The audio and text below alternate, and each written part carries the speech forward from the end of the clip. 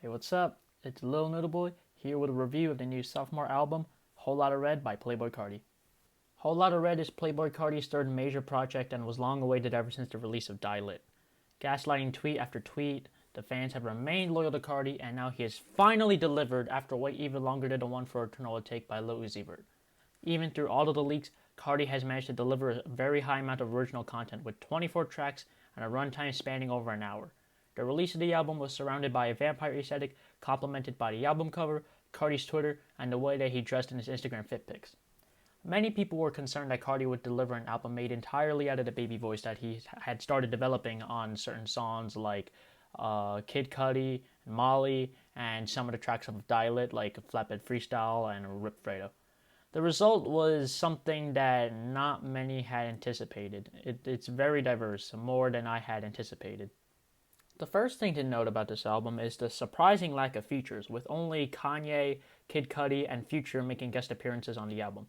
The second thing is how he has completely switched up his style compared to his past albums. He now resembles more of a rock star than a rapper, which he makes quite apparent with him exclaiming it out loud on multiple tracks like Slayer. The production is much more abrasive than his previous albums, with many of his songs like Rockstar Made, Stop Breathing, and Jump at the House featuring blown out instrumentals with heavy bass and minimalistic melodies, sounding like a mixture of trap and punk rock.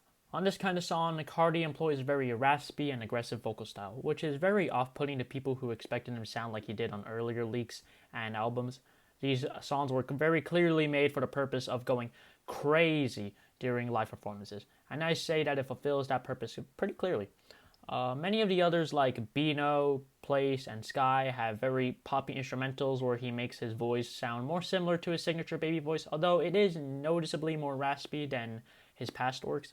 The last one-third of songs I would describe as Carti's more climactic songs, such as Control and Over, with bright instrumentals where he raps about themes such as romance and loyalty.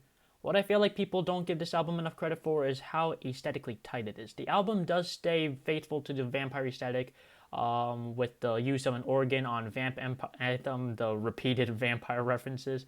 The lyrical content is pretty consistent throughout. The presence of Pierre on this album, which is Carti's most well-known and prolific producer, is pretty thin, which I am somewhat disappointed to hear. But the album did not suffer much from the absence of Pierre. The strongest suit of the album is the production, which I dare say surpasses a lot of his previous work. It's just meant to capture a different vibe and would disappoint a lot of people who were expecting a DYIN Part 2. Although a DYIN Part 2 wouldn't be bad, I'm just saying. Lyrically, Carti just sounds like Carti as usual, but with a twist. His lyrics have gotten even more absurd and questionable at some parts. He constantly repeats that about how he's a vampire, raps about how he's a murderer very often, sometimes mentions his willingness to die, and often makes some very weird points. Certain eyebrow-raising but weirdly entertaining lyrics include, I got me some thoughts, they thought I was gay, Johnny Cage, beat it up undercovers, gotta have a rubber or I'm in trouble, and baby, tell me everybody you screw, tell me everybody you fucked in this room, I gotta know who you fucked in this room. I do find it interesting when Carti name drops very well known and respected musicians such as legendary rapper MF Doom, hardcore punk rock band Black Flag, and legendary rock star Jimi Hendrix. Carti has also adapted a habit of spelling out words in his hooks like DRACO on That Time and KINGVAMP on King Vamp, which I don't particularly like, but I don't hate it either. One of the most notable changes is how much he has changed his ad-libs compared to his previous works. He says whack a lot like usual, but his delivery has changed completely. The album is completely riddled with ad-libs that sound very aggressive and ready to bounce out of the track and stab the listener. I'm not gonna lie, I kinda like it, but I understand if most people don't. As for the presence of leaks, there are a few leaks that made it onto the album, the most notable being Neon, which is now renamed New Neon with little or no modification to the track, and Place, which I just recently discovered was a leaked song. Expectedly, the songs that were leaked are the most accessible on the album and some of the highest qualities for the fans and me included. Some of Carti's most well-known leaks did not make it onto the album, such as Pissy Pamper, more popularly known as Kid Cudi, Cancun, Skeletons, and Molly. I'm pretty disappointed by the lack of inclusion of these songs because they were actually really good. But I could see why they were left off considering that they are leaks and they're very popular leaks at that. Hopefully there'll be a deluxe that'll satisfy our lust for these tracks and include the many people that collaborated with Carti, like Lil Uzi Vert, Travis Scott.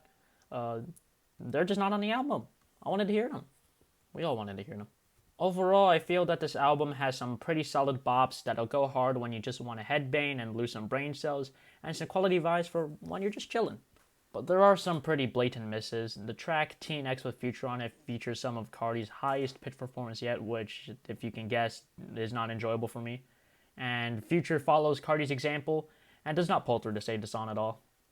The song No Sleep features a god-awful hook that just repeats, "When I go to sleep I dream about murder," and a pretty subpar main verse that makes me feel like skipping it whenever it comes on.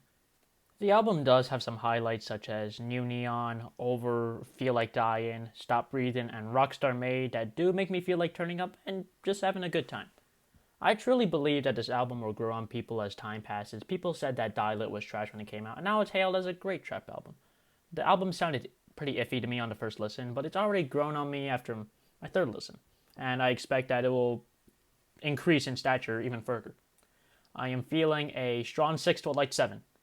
Transition. Have you given this album a listen? What would you rate it? You're the best, you're the best. What should I review next? Hit the like if you like. Please subscribe. And please don't cry.